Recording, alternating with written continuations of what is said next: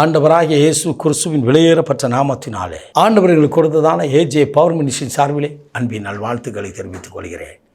எனக்கு அருமையானவர்களே, இந்த நாளிலும் அன்பின் வார்த்தை நிகழ்ச்சி மூலமாய் உங்களை சந்திப்பதிலே மிகவும் சந்தோஷப்படுகிறேன்.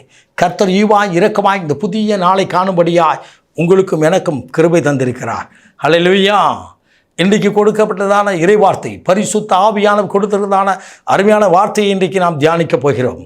லூக்கா நற்செய்தியின் புத்தகம் 24 அதிகாரம் 31 வசனம். சீடரின் கண்கள் திறக்கப்பட்டன. இன்றைக்கு உங்கள் கண்களை ஆண்டவர் திறக்கிறார். அருள்நாதர் இயேசு அவர்கள் மத்தியில் இருந்தார். எம்மாவு சீடரோடு கடந்து வந்தார். சீசர்கள் மாலையான பொழுதிலே சீசர்கள் விட்டு கடந்து போவதை போல் அவர் இருந்தபோது வருந்தி அவரோடு தங்க வைத்தார்கள். தங்கின ஆண்டவர் உணவருந்து வேளைகளே அப்பத்தை பிட்டார். அப்பொழுதுதான் அவள் கண்கள் திறக்கப்பட்டது. ஆம், எனக்கு அருமையானவளே, இன்றைக்கி உடஞ்சி போய் நிற்கிங்களோ, எல்லாத்துலேயும் நான் உடஞ்சி வேதனைப்பட்டு கண்ணீர் விட்டு நிற்கிறேன்னு உங்கள் கண்களை அருள்நாதர் இயேசு திறக்கிறா. அன்றைக்கு ஆகார் என்ற பெண்மணி தன் பிள்ளைக்காக வனாந்தரத்தில் கதறி நின்றாள். ஆண்டவரே, என் பிள்ளை சாக கிடக்கிறது, தண்ணீர் வேண்டும் என்று சொல்லி கதறி நிற்கிறாள்.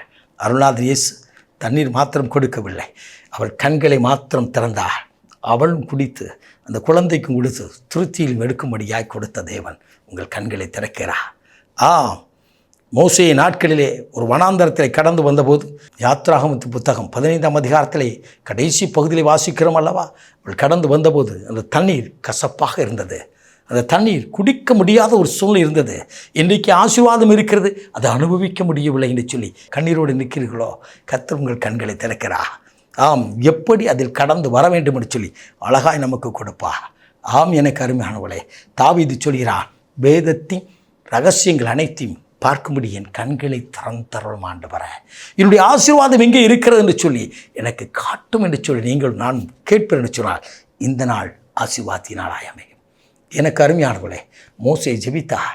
வேதம் சொல்லுகிறது, ஆண்டவர் மோசையோடு பேசினார்.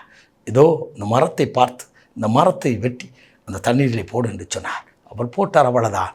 அந்த மரம் அப்படி அதில் இருந்த அந்த கசப்பை எல்லாவற்றையும் புரிந்து கொண்டு அந்த மரத்தில் இருந்த மதுரமான தித்திக்கும் அந்த ருசியை அந்த தண்ணீருக்குள்ளாய் கொடுத்தது. ஜனங்கள் குடித்தார்கள்.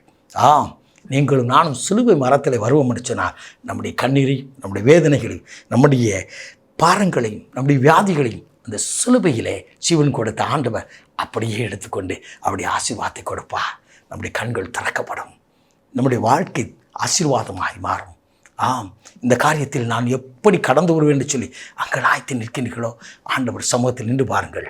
வேதம் சொல்கிறது, அவள் கண்கள் திறக்கப்பட்ட போது அவள் சொன்னார்கள், அவர் அவருடைய வார்த்தையை வசனத்தை சொல்லும் பொழுது நம்முடைய இருதயம் பற்றி எரியவில்லையோ என்று கேட்டார்கள். இருதயம் சந்தோஷப்பட்டு பூரிக்கத்தக்கதா அருளாதர் இயேசு நடத்துவார். இந்த காரியத்தை கடனை அடைக்க என் வேலைக்காக நான் என்ன செய்ய வேண்டும் என்று சொல்லி தெரியாதபடி கதறி நிற்கின்றீர்களோ, என் பிள்ளைக்கு வாழ்க்கையிலே ஏற்ற வரன் வந்திருக்கிறது, அதை எப்படி முடிவெடுக்க முடியவில்லை என்று சொல்லி கண்ணீர் விட்டு நிற்கின்றீர்களோ, தேவ சமூகத்தில் நின்று பாருங்கள். உங்கள் கண்கள் ஆவிக்குறி கண்களை திறப்பா, அற்புதமாய் அதில் கடந்து வர செய்வா.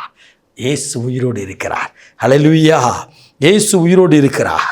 எனக்கு அருமையானவளே, ஒரு நாள் கடந்த வருடத்தில் தொடக்கத்தில் ஒரு அருமையான தம்பி, வாலிப தம்பி, ஒரு பக்கம் ஒரு கண் தெரியாதபடி கண்ணிலே நீர் வடிந்து கண்ணிலே நரம்பு மண்டலம் பாதிக்கப்பட்டபடி மதுரை ஆஸ்பத்திரியிலிருந்து அவரை அழைத்து வந்தார்கள். மதுரை அரவிந்த் ஆஸ்பத்திரி திருநெல்வேலியிலிருந்து மதுரைக்கு அனுப்பினார்கள். அவனை அழைத்து வந்தார்கள். அவன் கண்கள் அந்த மூளைக்கு போக வேண்டிய அந்த நரம்பு பலவீனப்பட்டது, அது நலிவடைந்து விட்டது, பார்வை இருக்காது என்று சொன்னார்கள். எனக்கு அருமையானவர்களே, ஆண்டவர் சமூகத்தில் ஜெபித்தோம்.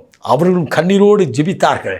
கர்த்தர் சொன்னார், நான் உன் கண்களை திறந்து நான் உன்னை கப்பல் வேலைக்கு கொண்டு போவேன், நானே கர்த்தர் என்று நீ அறிந்து கொள்வான்னு சொல்லி அவன் உருக்கமாய் ஜெபித்தா. தன் வாலிப நாட்களை கர்த்தரிடத்தில் ஒப்பு கொடுத்தா. நடந்தது என்ன? பரிபூர்ண ஆசீர்வாதத்தை கொடுத்தா. பரிபூர்ண ஆசீர்வாதத்தை கொடுத்தது மாத்திரமல்ல, கடந்த வாரம் அவள் கப்பல் வேலைக்கென்று முதலாக 6 மாதம் படிப்பை முடித்து முதலாக கப்பல் வேலைக்காய் கடந்து போனா. எனக்கு அருமையானது, நான் பிரசங்கிக்கிற ஆண்டவர் உயிரோடு இருக்கிறார். இன்றைக்கும் உங்கள் வாழ்க்கையிலே ஆசீர்வாதம் எது என்று தெரியாதபடி அங்கலாய்த்து நிற்கின்றீர்களோ, தேவனிடத்தை கேளுங்கள். அவர் அற்புதமாய் நடத்தப் போகிறார். அவர் ஆசீர்வாதத்தை கொடுக்க போகிறார். அவராலே ஆசீர்வாதம் கொடுக்க முடியும். அவராலே நிம்மதி கொடுக்க முடியும்.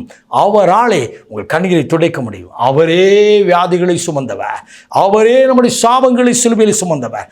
அந்த அருளாளர் இயேசு உங்கள் பக்கத்தில் உங்கள் குடியிருப்புகளாய் வந்திருக்கிறார். இயேசு கரத்தில் எடுக்கிறார். எடுத்து அப்பத்தை பிற்கும் பொழுதுதான் அவள் கண்கள் திறந்தது. அவர் கரத்திலே நீங்கள் கொடுத்து பாருங்கள். உங்களை உடைந்து போன இருக்கிற உங்களை கொண்டு உங்கள் வாழ்க்கையை அற்புதம் செய்து உங்களுக்கும் ஆசீர்வாதத்தை கொடுத்து உங்களை கொண்டும் ஆசீர்வாதத்தை கொடுக்க போகிறார். ஹல்லேலூயா. சீசரின் கண்களை திறந்தவர் அவர்களை கொண்டு அநேகரை சுகமாக்கினார். தேவனுடைய ராஜ்யத்தை கட்டமைத்தார். அதே ஆண்டவர் இன்றைக்கு உயிரோடு இருக்கிறார். அவரோடு நீங்கள் பேசுவீர்களா? நாம் ஜெபிப்போமா?